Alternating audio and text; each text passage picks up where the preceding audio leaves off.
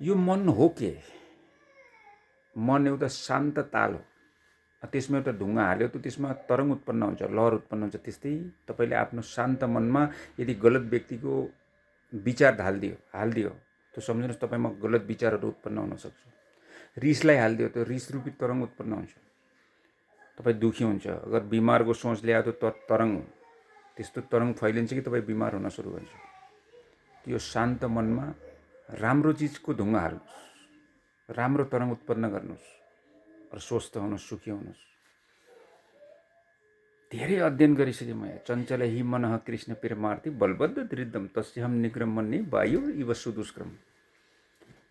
अर्जुनले भन्नुहुन्छ यो मन बडा चञ्चल छ, यसलाई बसमा राख्न अति कठिन छ।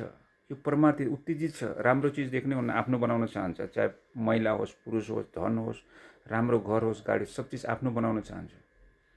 प्रेमार्थी एकदम उत्तेजित छ। यो बलवान छ, यसलाई कसैले बसमा राख्नै सक्दैन। हावालाई सायद बसमा राख्न सकिन्छ होला, तर यो मनलाई बसमा राख्न सकिन्न। यो मनमा बसमा राख्ने के उपाय छ? भगवद् गीतामा अर्जुनको यही प्रश्न हो। चञ्चल हि मनः कृष्ण प्रेमार्थी बलबद्ध दृढम तस्यहम निग्रह मन्ने। दृढ मतलब एकदम दृढ निश्चय गर्छ। यसले मारेर छोड्छ, आत्महत्या गरेर छोड्छ, कसैलाई मारेर पनि छोड्छ। देख्नु न कति मान्छेले के गरेका छन्, सोच्दै नसोच्यो। त के यसलाई बसमा राख्ने छ? वायुरिव सुदुष्कर, हावालाई बसमा राख्न सकिन्छ, तर मनलाई सकिन्न किन? भगवान श्रीकृष्णले बताउनु भएको छ, असंशयन महाभाव। महाभाव अर्जुनको एउटा नाम। निसन्देह अर्जुन, यो मनलाई बसमा राख्न सकिन्न, तिमीले भनेको सही हो। मन दुर्निग्रचरम, यसलाई बहुत चञ्चल छ, तिमीले भनेको सही हो। अभ्यासेन तु कुन्ती, हे कुन्ती पुत्र अर्जुन, बार बार अभ्यास गर्नुहोस्। बार बार अभ्यास गर्नुपर्छ यो मनलाई बसमा राख्नलाई। यानि त्यो तरङ्ग पैदा गर्नको लागि, सकारात्मक तरङ्ग पैदा गर्नको लागि, उत्पन्न गर्नको लागि। वैराग्यले गृहते, यानि जो व्यक्ति वैराग्य छ, जसले मनको तरङ्गलाई बसमा राख्न सकेको छ, यानि सही तरङ्ग उत्पन्न गर्न सक्ने त्यस्तो व्यक्ति छ, वैराग्य भएको व्यक्ति छ, त त्यस्तो व्यक्तिको शरणमा जानुहोस्। नत्र भने तपाईँले जति 10 वर्षसम्म अभ्यास गर्यो तपाईँले रौसी छोड्नको लागि, तर यारो मस तपाईँले फेरि त्यो चिज गर्छ। कति कोसिस गर्छ कि यो चिज गर्दैन, तपाईँले त्यो चिज मनले फेरि गर्न सुरु गर्छ। त्यो तरङ्ग उत्पन्न हुन्छ। अब यो तरङ्ग कहाँबाट आउँछ त?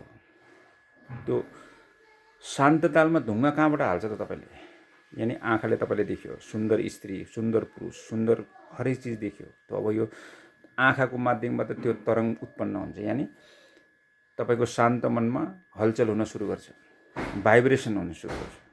एक किसिमको तरङ्ग पर्छ, त्यसलाई पाउनुपर्छ, त्यसलाई हासिल गर्नुपर्छ।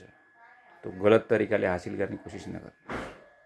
यानि तरङ्ग उत्पन्न गर्नुपर्छ, तर सकारात्मक।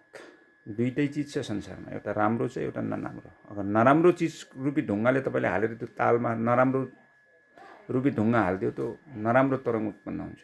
तपाईँको जीवन डिप्रेसन हुन्छ, बिमार हुन्छ, हरेक चिज हुन्छ, दुःखै दुःख आउँछ जीवनमा। अगर राम्रो सकारात्मक रूपी ढुङ्गा हालिदियो तपाईँले यो शान्त मनमा, त सम्झनुहोस् तपाईँको जीवन धन्य हुन्छ।